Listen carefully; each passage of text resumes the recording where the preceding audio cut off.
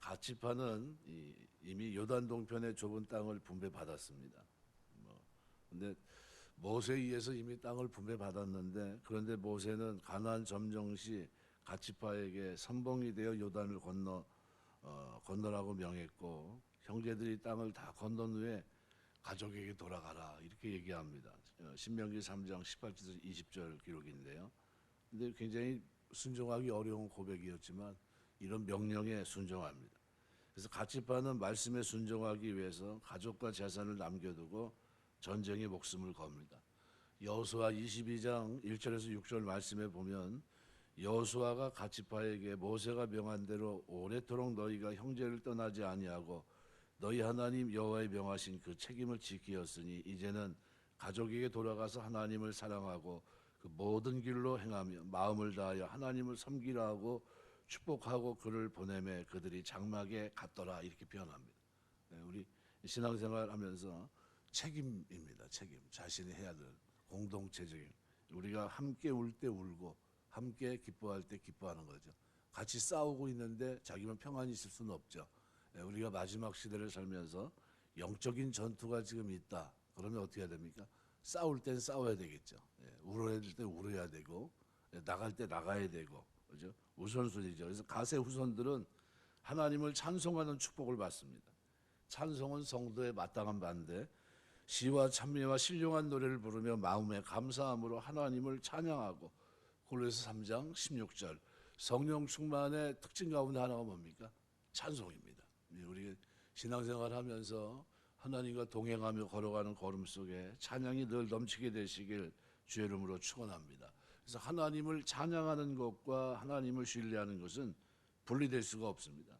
하나님을 찬양하는 사람은 하나님의 말씀에 순종하는 사람입니다. 우리가 하나님의 약속을 신실하게 믿고 순종할 때 하나님의 은혜를 체험할 수 있고, 그렇게 되기 때문에 하나님을 찬양하게 됩니다. 우리가 하나님의 약속을 믿고 나아갈 때 하나님께서 은혜를 주세요.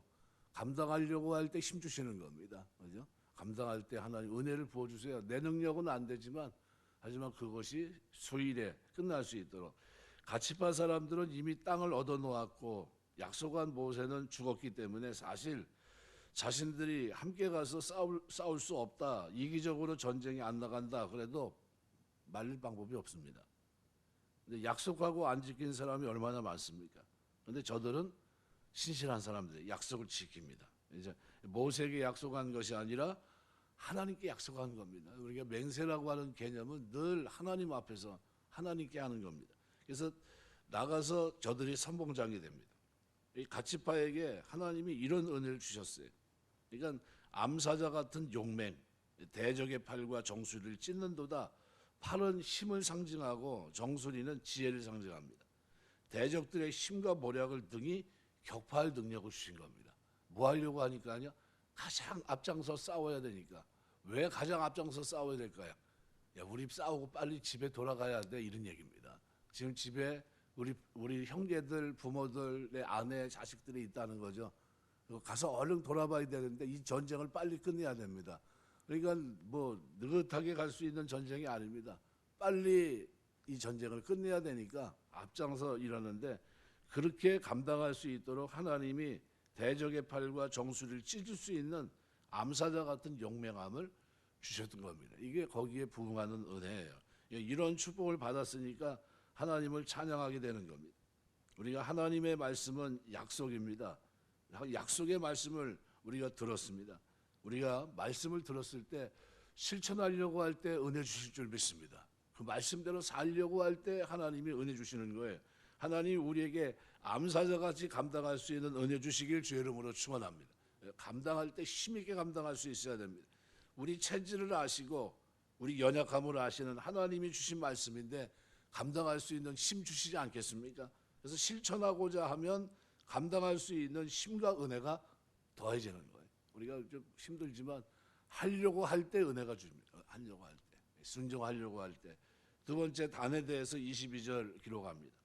창세기 49장 17절에 보면 단은 길의 뱀이여 첩경의 독사리로다. 말굽을 불어 그 탄자로 뒤로 떨어지게 하리로다. 단의 이름은 재판장이란 뜻입니다.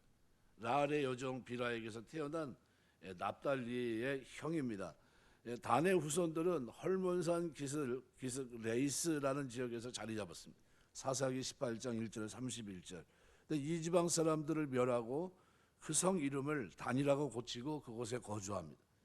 야곱은 단의 이 교활함을 들어 뱀에 비유했고 모세는 용맹성을 들어 사자 새끼에 비유합니다. 그러니까 모세의 축복대로 바산에서 뛰어나오는 용맹한 사람들입니다. 바산은 요단강 동편에 위치한 고지대입니다. 사나운 짐승이 있고 황폐해서 사람이 살기에 적합하지 못한 곳입니다. 근데 이런 곳에서 나온다는 표현을 쓴 것은 환경을 초월하는 의지의 사람들이라는 겁니다. 환경의 지배를 받지 않고 어떤 현실에 안주한 것이 아니라 뭔가를 향해 움직이는 것을 우리에게 가르쳐 줍니다. 여기 뛰어나온다 이 말의 뜻에는 개혁의 의지, 적극성 그리고 최선의 의미가 그 속에 담겨 있습니다. 단의 후손들은 분명히 강한 사람들이에요. 사자같이 힘세고 용감했던 삼손이 단지파 사람입니다. 그러니까 여호수아에 의해서 땅을 분배받은 단지파는 그곳에 만족할 수가 없어 계속 전쟁을 수행합니다. 여호수아 19장 40절. 하나님께서 너희 손에 붙이셨느니라 사사기 18장 1절 이하의 말씀인데 이렇게 구호를 외치면서 라이스라는 지역을 점령합니다. 그런데 정복 이후에 그들이 이 구호에 맞는 삶을 살지 못합니다. 우상을 섬기고 그리고 하나님 앞에 배반하면서 결국은 단지파는 이스라엘 역사에서 사라집니다. 요한계시록에 보면 7장 5절에 8절에 보면 입맞은 12지파에서 그 이름이 언급되지 않습니다. 적극적으로 열심히 사는 건 좋은 일입니다. 근데 하나님의 영광을 위해서 사셔야 됩니다. 이 주기도문을 보시면 주기도문 우리가 해야 될 기도를 말씀하신 건데 기도문이 7개로 돼 있어요. 7개로. 앞에 3개는 너에 대한 겁니까? 하나님에 대한 겁니다. 하나님의 이름, 하나님의 영광, 하나님의 뜻, 이 3가지입니다. 그렇게 하면 하나님 어떻게 하시겠다는 겁니까? 책임지시겠다는 겁니다. 그러니까 굉장히 중요한 겁니다. 너희는 먼저 그의 나라와 의를 구하라. 뭘 구해야 됩니까? 앞에 걸 먼저 구하는 겁니다. 앞에 거. 근데 우리는 대부분 뒤에 거에 초점이 맞춰져 있어요. 뒤에 거보다는 앞에 거에 초점을 맞추고 하나님의 이름, 하나님의 영광, 하나님의 뜻 이걸 붙잡고 기도하면 하나님이 내 기도, 내 소원 다 이루어질 줄 믿습니다. 그게 우리 신앙생활이에요. 그래서 그거를 우리 주님이 가르쳐 주신 거거든요. 너희는 기도할 때 이렇게 기도하라.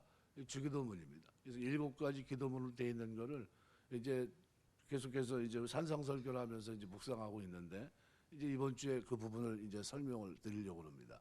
우리가 이 신앙생활 하면서 뭐 이 단지파 같이 열심을 가지고 사는 것 참 좋은데 먼저 하나님의 영광이란 구호도 중요합니다. 실제적으로 그렇게 사는 게 중요하다는 겁니다. 그러니까 하나님이 약속해 주신 땅에 대해 만족하고 감사하기보다는 자기들의 이익을 위해 힘쓰고 그때 하나님의 도움을 이용하는 것 같은 그런 모습을 보여준 것이 단지파입니다. 우리가 자신에게 이익이 있든지 손해가 있든지 오직 하나님의 영광을 위해서 신앙생활하는 것이 올바른 신앙생활이겠죠. 우리 살아가면서 하나님의 기대에 부응하는 모습으로 이 땅을 사는 여러분 다 되시길 주의 이름으로 축원합니다. 세 번째는 23절에 납달리가 기록이 되어 있는데요. 모세의 축복 기도는 희망적입니다. 그래서 23절에 은혜가 풍성하고 이렇게 표현합니다. 은혜가 풍성하다, 만족하고 기쁨이 풍성하다. 이 풍족한 삶, 풍족의 개념이 뭡니까? 어느 정도 있어야 풍족한 겁니까? 얼마나 가져야 만족할 수 있습니까? 우리가 객관적으로 생각해서 이 정도면 될 거다 생각하지만 그게 아니라 잠언 28장 25절에 보면 마음이 탐하는 자는 다툼을 일으키나 여호와를 의지하는 자는 풍족하게 되느니라. 여호와를 의지할 때 풍족합니다. 다윗은 온전히 여호와를 의지하고 살았기 때문에 여호와가 나의 목자시기 때문에 내가 부족함이 없습니다 라는 고백을 했던 겁니다. 하나님의 은혜는 사람들에게 필요한 만큼 내립니다. 하나님께서 바울을 얼마나 사랑하셨으며 귀하게 쓰셨습니까? 신약에서 그만큼 존귀하게 쓰임받은 사람이 또 어디 있습니까? 근데 사람들의 판단에 의하면 가장 불행한, 가장 불쌍한 사람이 누굽니까? 바울입니다. 병들었죠. 글은 잘 쓰는데 외모는 별 볼 일 없는 형편없는 사람이죠. 더군다나 그는 그리스도에 미친 사람입니다. 근데 하나님은 내 은혜가 내게 족하다고 하십니다. 하나님께서 바울에게 가장 족한 은혜를 꼭 필요한 만큼 베풀어 주십니다. 그래서 사도 바울은 나의 나된 것은 하나님의 은혜로 된 것이니 그의 은혜가 헛되지 아니하며 내가 모든 사도보다 더 많이 수고했으나 내가 아니요 하나님의 은혜다 그랬어요. 그러니까 은혜라는 글자의 뜻은 기쁨입니다. 은혜는 단순한 기쁨의 감정만이 아니라 자신을 변화시키고 주의 일을 할 수 있는 능력이라고 바울은 고백합니다. 은혜는 사람을 바꿔놓습니다. 완전히 변하게 합니다. 우리는 다른 사람들의 형편을 잘 모릅니다. 안다 할지라도 부분적으로 압니다. 지금 처해 있는 삶의 현실이 하나님께서 내려주신 가장 족한 은혜의 삶인 것을 우리가 깨닫고 살아야 됩니다. 저게 하나님이 나에게 주신 최선이다. 우리가 감사합니다. 만족합니다. 내가 뭔가 한 것이 있다면 내게 주신 은혜가 헛되지 않아서에 남이 어떻게 평가하든지 어떻게 생각하든지 나는 하나님의 은혜로 살아왔고 앞으로도 하나님의 은혜로 살아가겠습니다. 하나님의 은혜 이것으로 만족할 수 있어야 됩니다. 여호와의 복이 가득한 사람은 바로 이런 사람이에요. 납달리는 그런 면에 있어서 오늘 23절에 기록한 대로 은혜가 넘칩니다. 은혜가 풍성하고 여호와의 복이 가득한 납달리여. 오늘 이 복을 받게 되시길 주의 이름으로 축원합니다. 너는 복의 근원이 될지라. 하나님이 아브라함을 부르셨습니다. 부르심 받은 자체가 복의 근원, 여호와의 복이 가득한 사람입니다. 납달리를 통해서는 너는 서방과 남방을 얻은 자로다 하신 것처럼 하나님의 약속의 은혜에 감사하며 사는 성도, 거기에 소망이 있는 겁니다. 우리 신앙생활 하면서 하나님 저에게 주신 은혜가 족합니다. 이 은혜에 제가 부응하며 살 수 있도록, 은혜가 헛되지 않도록 하나님 은혜로 인하여 좋은 결과를 맺을 수 있도록 인도해 주옵소서 기도하셔야 됩니다. 또 네 번째로는 이 아셀입니다. 레아의 여종 실바가 낳은 아들로, 그 이름의 뜻은 기쁨이란 뜻입니다. 레아가 아셀 함께 나는 행복자로다라는 뜻으로 아셀이란 이름을 지어줍니다. 태어날 때 지어준 이름은 의미가 남다르겠죠. 이 아셀이 받은 축복은 오늘 본문에 보면 4가지 정도 됩니다. 자손의 숫자적인 증가. 그러니까 아셀은 다자한 복을 받으며 그 수가 더 많아지기를 원한다. 자녀들 때문에 복을 받는 겁니다. 자식은 여호와의 주신 기업이요 태의 기업은 그의 상급이다. 시편 127편 3절에 말합니다. 자식은 행복의 첫째 기준입니다. 자식을 통해서 기쁨을 얻을 수 있습니다. 두 번째 행복은 이웃관계에서 얻습니다. 그 형제에게 기쁨이 되며 그랬어요. 우리가 함께 살고 있는 이웃들에게 또는 교인들에게 사랑과 기쁨이 되는 사람, 이런 축복의 사람 되시길 주의 이름으로 축원합니다. 어떤 모임에 가서라도 다른 사람에게 기쁨이 될 수 있는 사람은 행복한 사람입니다. 아셀이 받은 축복이 바로 그런 겁니다. 어떤 사람은 만나고 싶고 만나면 너무 좋아 함께 있고 싶은 사람이 있습니다. 어떤 사람은 만나기 싫고 만나면 부담이 되고 괴로움을 느끼는 사람이 있습니다. 남을 기쁘게 하는 것은 결국 자신에게 기쁨이 되는 겁니다. 가능한 한 남을 기쁘게 하고 형제에게 기쁨을 주는 것, 이것이 행복의 비결입니다. 이 아셀이 받은 축복은 아주 행복한 축복이에요. 세 번째는 풍성한 번영입니다. 그 발이 기름에 잠길지로다. 그러니까 아셀 지파가 차지한 지역을 보면 사람의 무릎 아래로 뻗은 다리 모양으로 되어 있습니다. 그러니까 발바닥 앞부분이 현재 하이파 항구에 해당됩니다. 이라크에서 개발된 유전에서 쏟아져 나온 기름은 그곳에서부터 하이파 항구에 이르는 파이프라인을 통해서 실려나갑니다. 하이파 항구에서 기름이 실려나가니 예언대로 그 발이 기름에 잠기고 있는 겁니다. 창세기 49장 20절에 보면 야곱이 아셀에 대해서 아셀에게서 나는 식물은 기름진 것이라 그가 왕의 진술을 공개하리로다. 우리가 살면서 너무 가난해도 행복이 없습니다. 하나님이 축복하셔서 귀한 기름으로 발을 씻게 되니 얼마나 부자입니까? 우리 주님도 향유로 발을 씻었습니다. 예?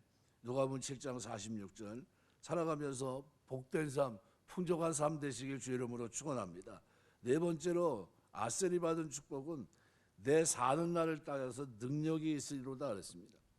삶이 지속되는 동안 육체의 힘이 있습니다. 모세는 120세까지 살았지만 죽는 순간까지 눈이 어두워지지 않고 육체의 힘이 약해지지 않았습니다. 신명기 34장 7절. 우리 살아가면서 이런 은혜가 있게 되시길 주의 이름으로 축원합니다. 우리 제3교회 강진호 목사님 이제 선배가 되는데 선교를 참 많이 해요. 여기저기 교회도 많이 짓고 막 이렇게 하는데 태국의 치앙마이 쪽으로 해가지고 교회를 굉장히 많이 진 거로 제가 알고 있습니다. 근데 하나님이 복 주시는 걸 어떻게 아냐? 남들이 보면 얘기할 때 증거가 하나 있다고 그러더라고요. 그분이 안경을 썼었는데 안경을 벗었어요. 눈이 시력이 돌아왔다고 그러더라고요. 눈이 좋아졌대요. 그러면서 뭐라냐면 내가 시력이 좋아져서 지금은 선교를 그렇게 많이 했는데 하나님 나에게 주신 복인 것 같다고 지금 안경을 벗고 다닌다고 그렇게 얘기하더라고요. 우리 이제 신앙생활 하면서 지금도 하나님이 은혜를 주십니다. 선교하면서 열심히 살아가고 있습니다. 지금도 열심히 최선을 다해서 그렇게 사는데 그분이 살아가면서 자기 간증이 뭐냐면 하나님이 내가 안경 썼던 안경을 벗게 하시고 이제는 두 눈으로 그냥 보게 하신다고 그러면서 얘기하고 있습니다. 변하지가 않더라고요. 혹시나 잘못된 얘기인가 싶어가지고 한 1년 지나서 또 물어봐도 여전히 똑같이 안경을 벗고 있고 그렇게 살아갑니다. 이 기적이에요.